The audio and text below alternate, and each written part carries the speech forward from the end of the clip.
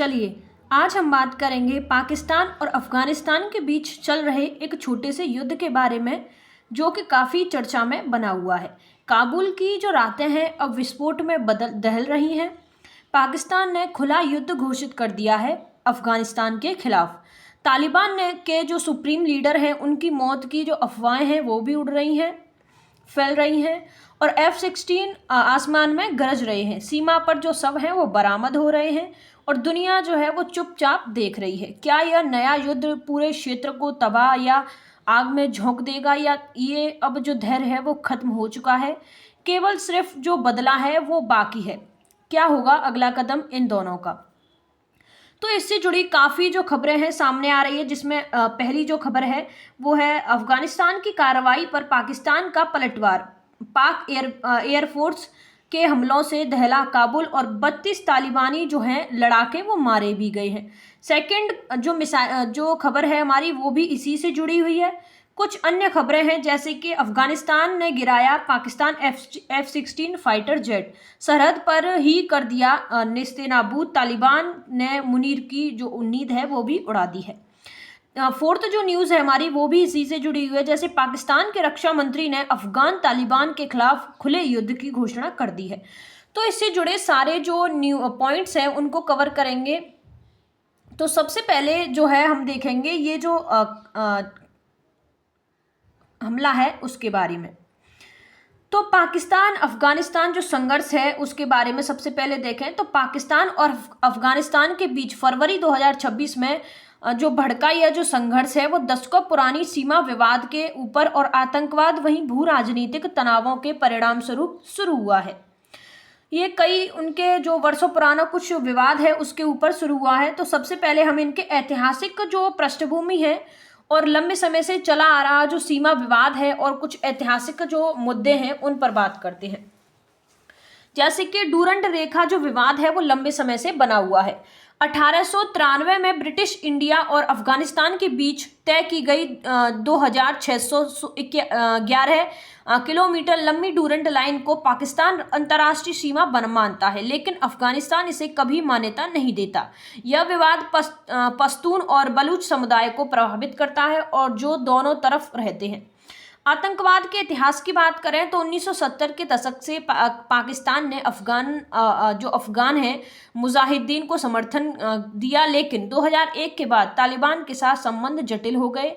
पाकिस्तान का आरोप है कि अफगानिस्तान ने TTP यानी कि तहरीक ए तालिबान पाकिस्तान से जैसे जो समूह हैं उनसे सक्रिय है जो पाकिस्तान में हमले करते हैं। अफगानिस्तान इसे अस्वीकार करता है और पाकिस्तान पर ISI के माध्यम से हक्कानी नेटवर्क को समर्थन देने का आरोप भी लगाता है। 2021 के बाद इनके जो संबंध हैं उनकी बात करें उनमें तनाव की, तो तालिबान की सत्ता में वापसी के बाद सीमा पर हमले बढ़े हैं। 2024 से 25 में कई सीमा संघर्ष हुए हैं जिसमें दोनों पक्षों ने एक दूसरे पर हमले का जो आरोप है वो लगाया है। उदाहरण की अगर हम बात करें तो 2026 में 6 फरवरी को इस्लामाबाद में सिया मस्जिद पर हमला हुआ जिसमें करीबन 31 लोग मारे गए, जिसका जो दोष है पाकिस्तान ने अफगानिस्तान नागरिकों पर लगाया था। अब बात करें ये जो घटना है ये 2026 में फरवरी में हुई है, इसकी जो पहले की जो घटना है इनसे जुड़ी वो कैसी हैं और क्या हैं। तो फरवरी की जो शुरुआत में हमले हुए हैं वो 6 फरवरी को इस्लामाबाद में सुसाइड बॉम्बर जिसमें 32 लोग मारे गए करीबन, वो 16 फरवरी को बाजौर में हमला हुआ था जिसमें 17 फरवरी को अफगान सीमा पर सुसाइड ट्रक जो हमला है उसमें 19 फरवरी को फिर हमला हुआ जिसमें 2 सैनिक मारे गए। और पाकिस्तान ने इसका जो दोष है वो तहरीक ए तालिबान पाकिस्तान पर लगाया जो अफगानिस्तान ने संचालित होने वाला दावा किया है।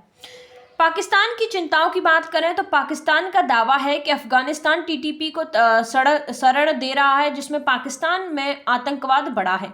इससे पहले सऊदी मध्यस्थता से 3 पाकिस्तानी सैनिकों को रिहा भी किया गया था। संघर्ष के क्रॉनिकल जो रीजंस हैं उनकी बात करें, यानी कि ये जो घटना है इसके प्रमुख जो कारण है जो रीजन है वो क्या है। तो 21 से 22 फरवरी जिसमें पाकिस्तान के प्रारंभिक हवाई हमले हुए हैं। पाकिस्तान एयरफोर्स ने नंगरहार, पंक्तिका, पक्तिया और खोस्त में टीटीपी के 7 कैंपों पर हमले किए। पाकिस्तान का दावा है इसमें 70 से 80 लोग प्लस मारे गए, आतंकवादी मारे गए। पाकिस्तान का दावा है कि इसमें 13 से 18 नागरिक मारे गए थे, जिसमें महिलाएं और बच्चे शामिल थे। कोई आतंकवादी नहीं था। ये यूएन ने भी नागरिक मौतों की भी पुष्टि की है। 24 से 25 फरवरी सीमा पर जो हुई झड़पें, जिसमें तोरखम और तिराग में गोलीबारी हुई, जिसमें दोनों पक्षों ने एक दूसरे पर पहले हमले का जो आरोप है वो लगाया। 8 अफगान और 2 पाकिस्तानी सैनिक मारे भी गए थे इसमें। 26 फरवरी की शाम को हुआ अफगानिस्तान का पलटवार, जिसमें तालिबान ने बड़े पैमाने पर आक्रामक अभियान शुरू किया। 5 प्रांतों में हमले दावा किया कि 55 पाकिस्तानी सैनिक मारे गए, 9 चौकियां कब्जे में हैं, वहीं 16 सैनिक कैद में हैं। पाकिस्तान ने इसे अकारण बताया और जवाबी कार्रवाई की और तोरखम और चमन सीमाएं बंद की। 26 से 27 फरवरी की रात की बात करें ऑपरेशन गजल लिख हब की, तो इसमें पाकिस्तान ने काबुल, कंधार वहीं पक्तिया पर हमले उनको बढ़ा दिया, बड़े हमले किए और दावा भी किया कि 133 तालिबानी लड़ाके मारे गए हैं और 200 प्लस घायल भी किए हैं और 9 चौकियां हमारे कब्जे में हैं, वहीं 27 हमने नष्ट कर दी हैं। काबुल में विस्फोट, पुल ए चारखी जेल और एयरपोर्ट में के पास हमले हुए हैं, जिसमें तालिबान ने दावा किया कि पाकिस्तानी F-16 और J-10 और JF-17 जेट हमने गिराए हैं। फरवरी 2026 में सुबह फरवरी की बात करें, जिसमें युद्ध की घोषणा की है, तो पाकिस्तान के रक्षा मंत्री ख्वाजा आसिफ ने खुले युद्ध की घोषणा की है, जहां धैर्य की सीमा पार हो गई है। प्रधानमंत्री शहबाज शरीफ ने कहा कि पाकिस्तान सेना किसी आक्रमण को कुचल भी सकती है। अब इसमें हम बात करें उनके जो बयान हैं उनके बारे में, प्रमुख कुछ व्यक्तियों के और कुछ उनके समुदायों के। तो रक्षा मंत्री ख्वाजा मोहम्मद आसिफ अब खुले युद्ध का जो समय है वो कह रहे हैं कि अब खुले युद्ध का समय है। सूचना मंत्री अत्तालुल्लाह तरार कह रहे हैं कि 133 तालिबानी मारे गए। प्रधानमंत्री शहबाज शरीफ कह रहे हैं कि हमारी सेना आक्रमण को कुचल देगी। और सेना प्रमुख हैं आसिम मुनीर, वो आंतरिक राजनीति से ध्यान हटाने का आरोप वो लगा रहे हैं। अफगानिस्तान की बात करें पक्ष की, तो तालिबान प्रवक्ता ज़बीहुल्लाह मुजाहिद और वो कह रहे हैं कि हमलों को कायरतापूर्ण बताया, कोई हताहत नहीं होने का दावा भी किया। और रक्षा मंत्री कह रहे हैं कि 55 पाकिस्तानी सैनिक मारे गए। और सुप्रीम लीडर हिमायतुल्लाह अखुदजादा वो कह रहे हैं कि अफवाहें कि वे वो मारे गए हैं, लेकिन अभी तक उनकी मौत की पुष्टि नहीं की गई है।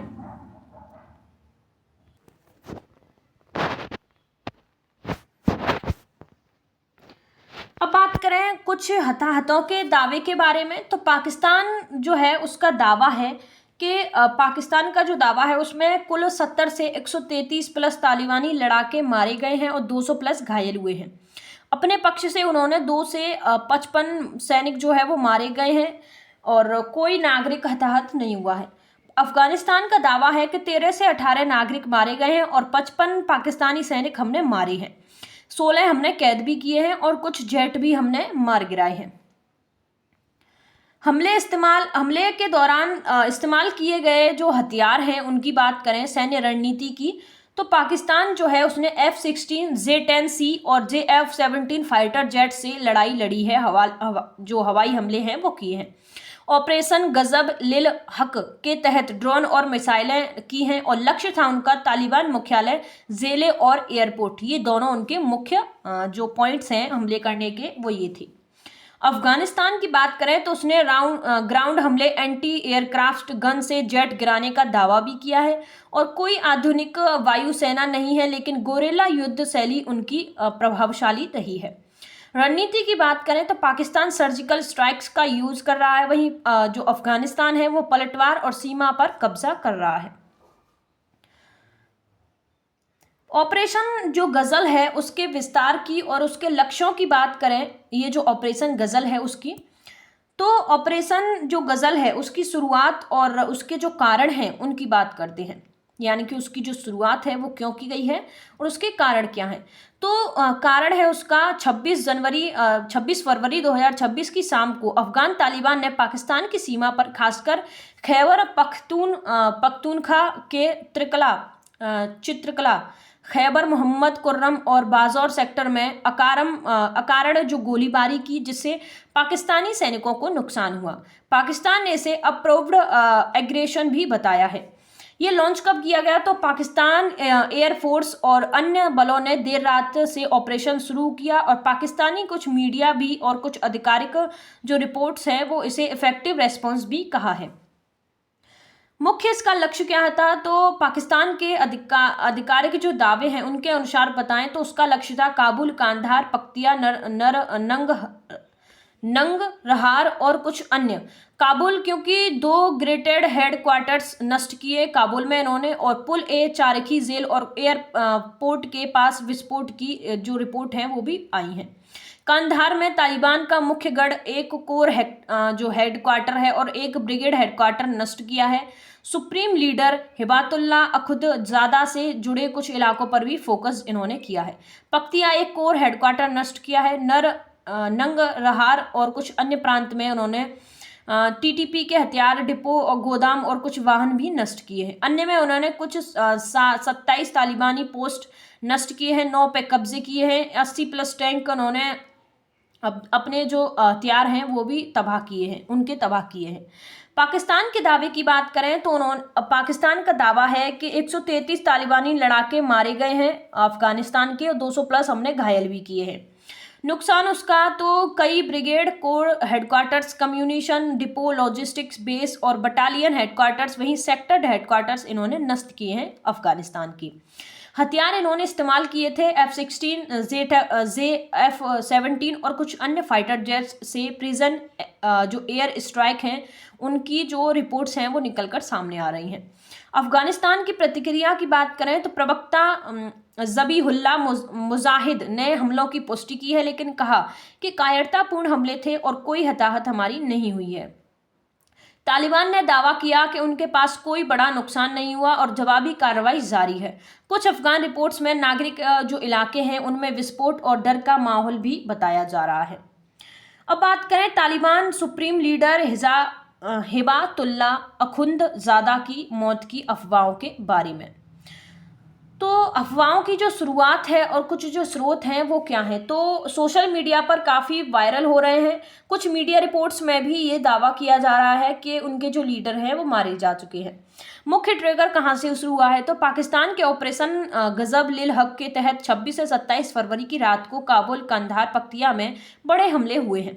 गांधार को खासतौर पर निशाना बनाया गया क्योंकि हिजाबतुल्लाह अखुंदजादा का मुख्य ठिकाना या जिनका जो आधार है रहने का वो वहाँ माना जाता था।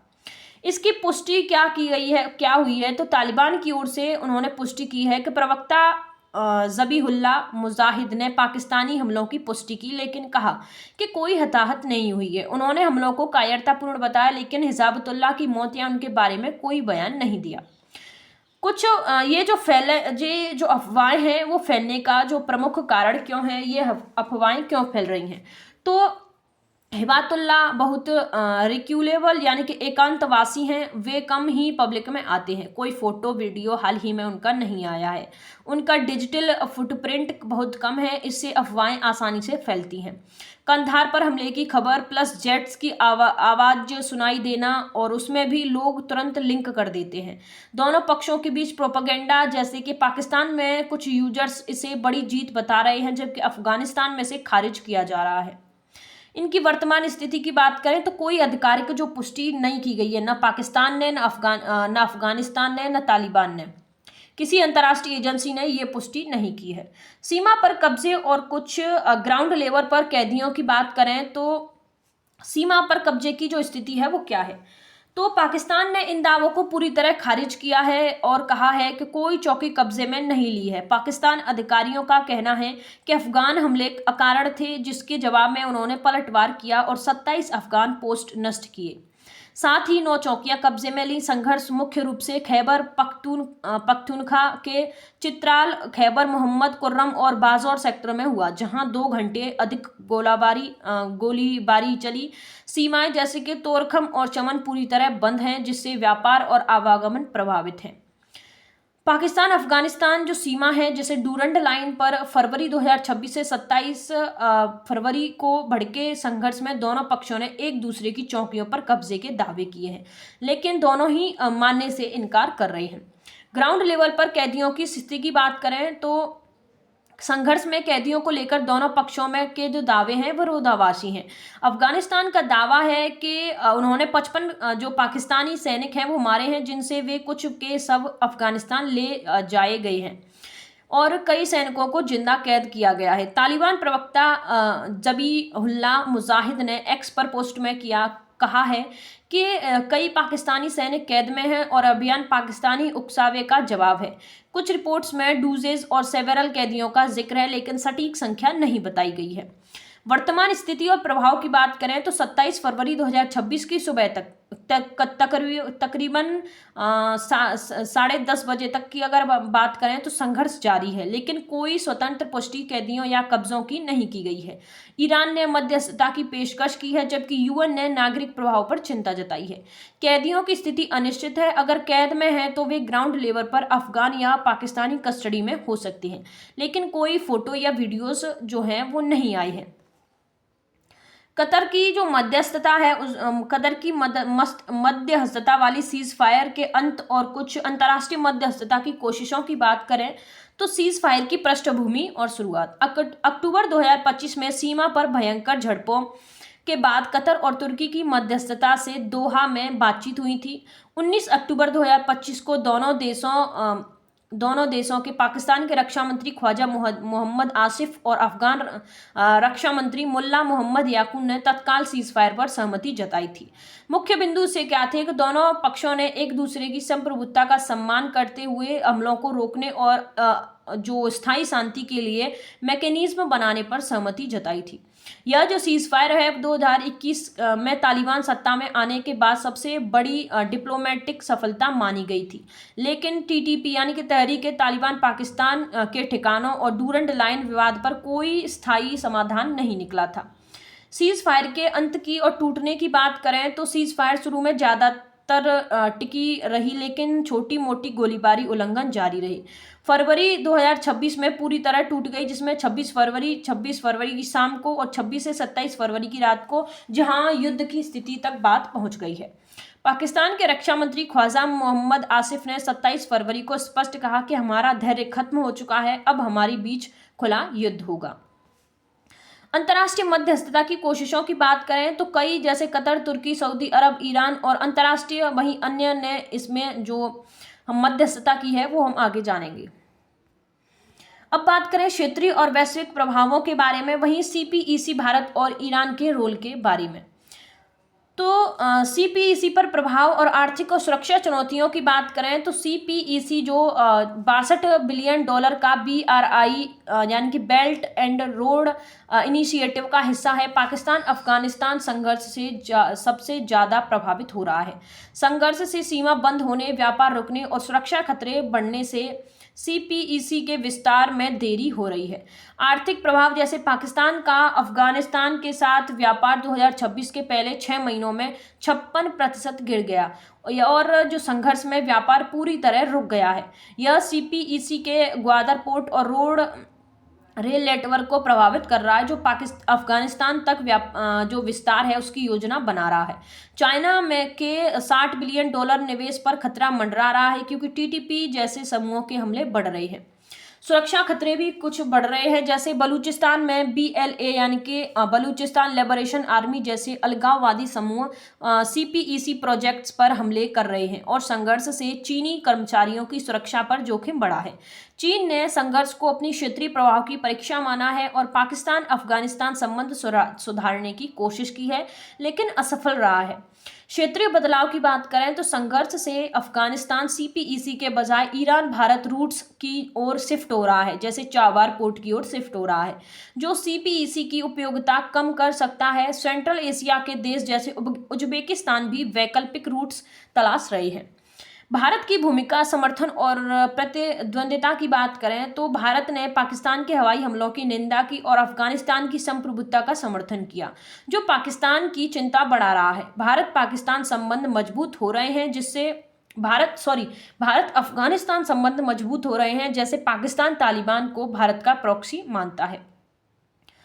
ईरान की अगर भूमिका की बात करें, भूमिका मध्यस्थता और सीमा विवाद की, तो ईरान ने संघर्ष पर गंभीर चिंता जताई है। सीमा और सुरक्षा मुद्दे की बात करें तो ईरान, अफगानिस्तान और पाकिस्तान ट्रिपॉइंट पर आतंकवादी समूह जैसे जैश अल उदल सक्रिय हैं और संघर्ष से शरणार्थी जो हैं वो संकट बढ़ा रहे हैं। आर्थिक और राजनीतिक दोनों के प्रभाव की बात करें तो संघर्ष से अफगानिस्तान ईरान के रूट्स पर निर्भर हो रहा है, जो पाकिस्तान के व्यापार को नुकसान पहुंचा रहा है। ईरान ने पाकिस्तान के साथ सीमा बंद करने पर चिंता जताई और दोनों देश आतंकवाद पर सहयोग बढ़ा रहे हैं। वैश्विक प्रभाव और महाशक्तियों की भागीदारी की बात करें तो चीन, अमेरिका और अन्य देश भी इसमें भागीदारी कर रहे हैं। अब हम बात करें अंतर्राष्ट्रीय प्रतिक्रिया के बारे में, जो कि हमारा लास्ट पॉइंट है। तो अमेरिका और जो भारत है और चीन है, और जो भारत, चीन, अमेरिका, ईरान, ये जो हैं वो इसमें अपनी जो प्रतिक्रिया है अंतर्राष्ट्रीय वो दिखा रहे हैं। जैसे अगर हम बात करें अंतर्राष्ट्रीय की, तो भारत पाकिस्तान की निंदा कर रहा है और अफगानिस्तान की संप्रभुता का समर्थन कर रहा है। ईरान जो है वो मध्यस्थता की पेशकश कर रहा है। चीन जो है वो सीपीईसी पर चिंता जता रहा है और दोनों से शांति की अपील कर रहा है। पाकिस्तान में $62 बिलियन उन्होंने निवेश किया हुआ है। अमेरिका और पश्चिमी कुछ देशों की बात करें तो डी एक्सकलेशन की मांग हो रही है। पाकिस्तान को मेजर नॉन और नाटो एली होने के बावजूद यूएन नागरिक मौतों पर चिंता जताई जा रही है। सऊदी अरब हमले पर सऊदी अरब पहले मध्यस्थता इसमें कर चुका है। धन्यवाद। Thanks for watching our videos.